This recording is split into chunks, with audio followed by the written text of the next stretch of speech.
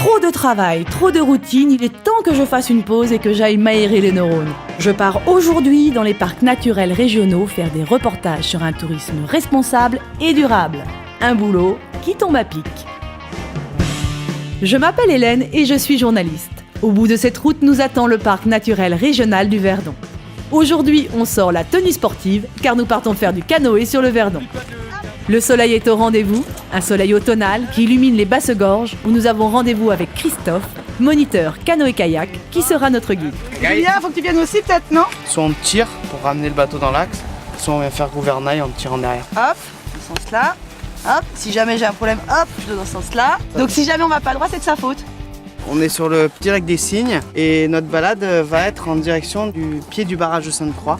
Toi Hélène, vas-y, pagaie en avant et Julien vient bien chercher le long avec ta pagaie. L'air est doux et le calme absolu. La saison est idéale et nous donne le sentiment d'être des privilégiés.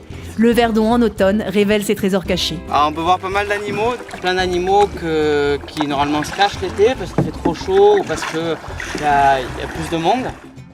On va utiliser un moyen de déplacement qui est le canoë ou le kayak pour aller dans des endroits qui sont inaccessibles autrement. C'est rigolo quand je crie, il y a vachement d'écho. Ouais, il vaut mieux éviter. Hein. On respecte l'environnement sur ce type d'activité de pleine nature parce qu'on utilise des moyens de déplacement qui ne polluent pas. Et des poissons ici, ça pêche un peu? Ouais, il y a tout plein de poissons, du brochet, de la truite, du gardon.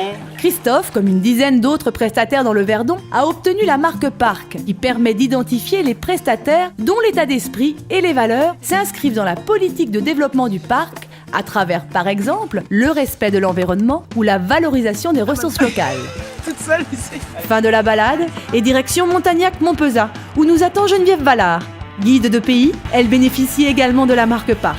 Ensemble, nous partons à la découverte de la face cachée du village. Là, on arrive sur un des lieux stratégiques des villages de Provence, la fontaine et le lavoir. C'est de l'or, c'est de la richesse. Et c'est de l'eau qui vient du plateau, elle s'infiltre dans le pudding du plateau. Elle est glacée.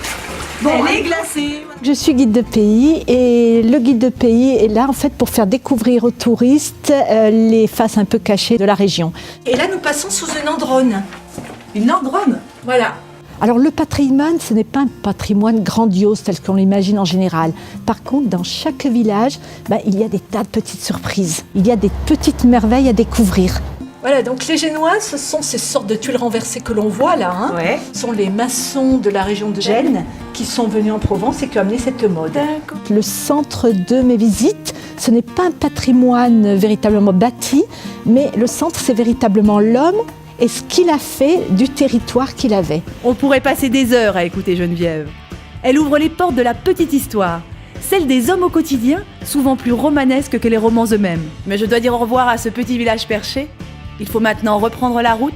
L'aventure continue vers un autre rendez-vous, une nouvelle destination.